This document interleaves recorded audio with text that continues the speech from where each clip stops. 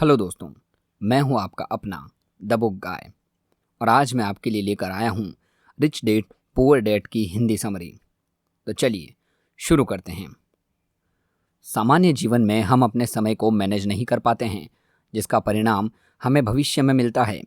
इस जीवन में हमें हर एक चीज़ को मैनेज करके चलना होता है, तभी जीवन सफल हो पाता है। यदि हम समय को मैनेज ना करें तो हमारा काफ़ी समय व्यर्थ हो जाता है और जिसका परिणाम हमें भविष्य के दिनों में देखने को मिलता है।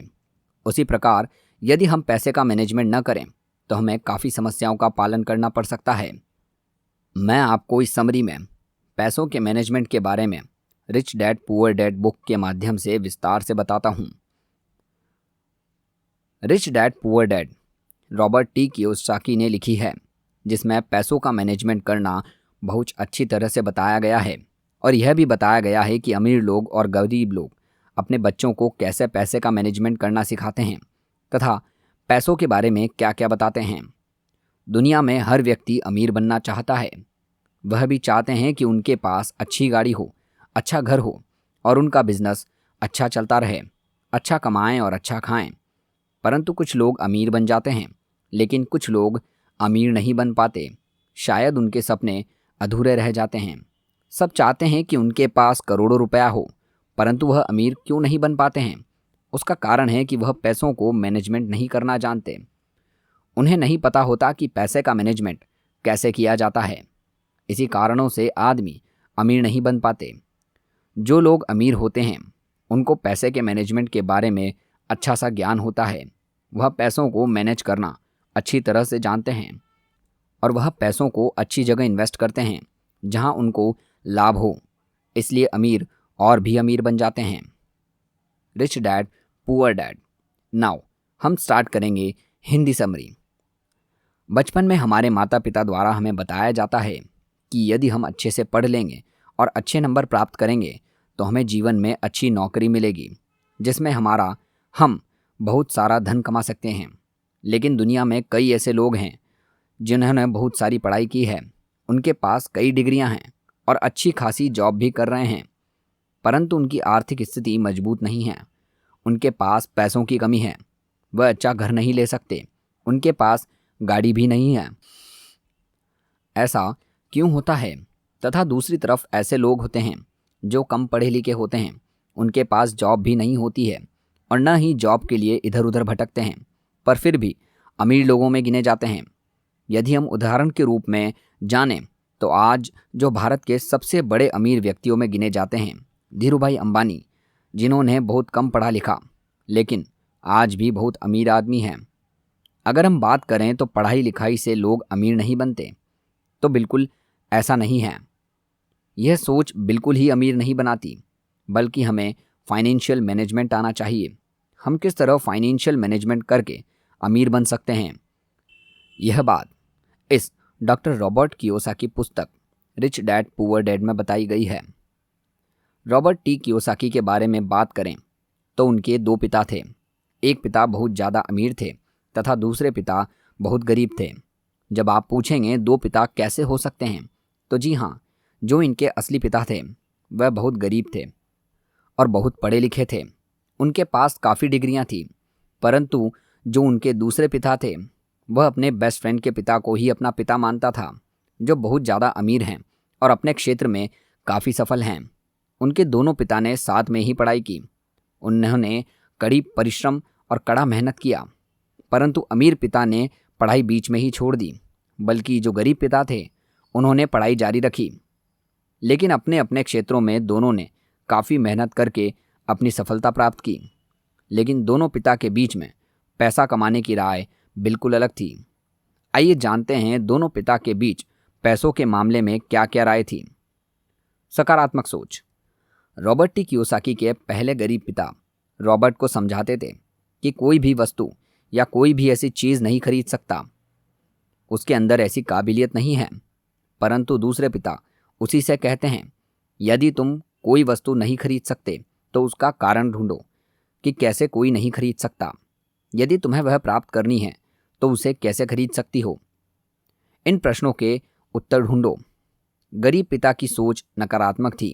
वह रॉबर्ट द्वारा कही गई बात को यहीं पर ख़त्म कर देते थे, परंतु अमीर पिता द्वारा कही गई बात प्रश्नवाचक थी। हाँ, यदि प्रश्नवाचक होता तो हम अक्सर सोचने पर मजबूर हो जाते हैं। हमें उसके कारण को ढूंढना होता है कि हम कैसे किसी वस्तु को खरीद सकते हैं, उसे प्राप्त कर सकते हैं। यदि कोई व्यक्ति ऐसा सोचता है कि वह किसी सामान को नहीं खरीद सकता, तो उसका दिमाग काम करना बंद कर देता है, अर्थात उसके दिमाग में नकारात्मक विचार आते हैं और वह सोचना बंद कर देता है। यदि वही हम दूसरी ओर देखें कि हम उस सामान को कैसे खरीद सकते हैं, तो हमारे मन में एक प्रश्नवाचक चिन्ह आ जाता है, जो आखिर हम इस सामान को कैसे खरीदें, और हम उस पर सोचने लगते हैं। अर्थात इससे यह पता चलता है कि हमें अपने दिमाग को नकारात्मक विचार बिल्कुल नहीं देनी चाहिए। हमें सदैव सकारात्मक विचार ही देने चाहिए, जिससे कि हमारा दिमाग हमेशा एक्टिव रहेगा और लगातार वह मजबूत होता जाएगा।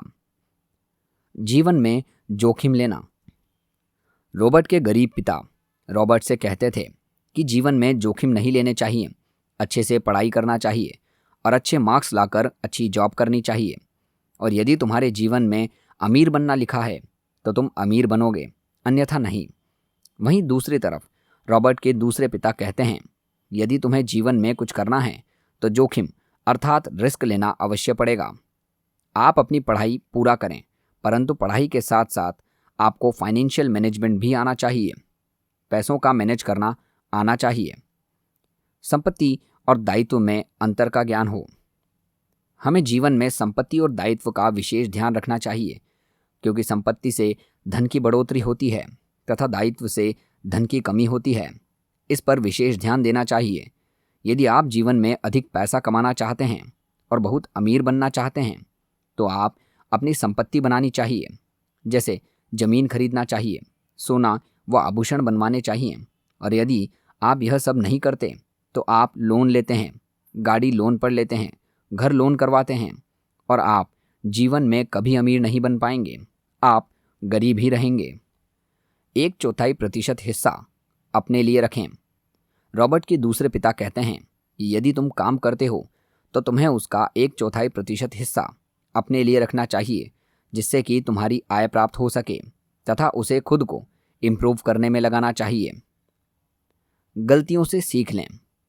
रॉबर्ट के दोनों पिता ने रॉबर्ट को बचपन में ही से बताया कि यदि तुम कोई गलती करते हो तो उस गलती को दोहराना मत, उस गलती से तुम सीख लेना और उस गलती को दोबारा न करने की इच्छा रखना, जिससे कि तुम जीवन में आगे बढ़ सकोगे और एक उच्च मुकाम हासिल कर सकोगे।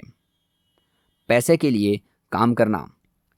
रॉबर्ट के पहले पिता का कहना था कि हमें पैसों के पीछे नहीं भागना चाहिए, हमें पैसों के लिए काम नहीं करना चाहिए, हमें काबिल होने के लिए काम करना चाहिए। बल्कि दूसरे अमीर पिता का कहना था कि हमें हमेशा पैसे के लिए ही काम करना चाहिए, हमें पैसे कमाने के नए नए तरीके ढूंढना चाहिए। मौके की पहचान करना। सभी को अमीर बनना है, परंतु वह अच्छे मौके की तलाश करते हैं, लेकिन अच्छा मौका बताकर नहीं आता। हमें अच्छे मौके की पहचान करनी होती है। जिसने अच्छे मौके की पहचान कर ली वह जीवन में आगे बढ़ गया। चलिए इसे एक उदाहरण से समझते हैं। एक आदमी एक शहर से गुजर रहा था। उसने एक घर पर एक बोर्ड लगा हुआ देखा। उस पर लिखा था हाउस फॉर सेल। वह इस मौके को गंवाना नहीं चाहता था, क्योंकि उस समय मंदी चल रही थी, तो बहुत ही कम कीमत पर वह घर बिक रहा था। उसने उस घर को खरीद लिया। कुछ समय बाद मंदी खत्म हुई और उस घर की कीमत बढ़ गई। उसने उसको दुगने तिगुने दामों पर बेच दिया और उसे काफ़ी मुनाफा हुआ। पैसों को सहज करने की समझ होना। दुनिया में सभी पैसों को सहेज कर रखते हैं।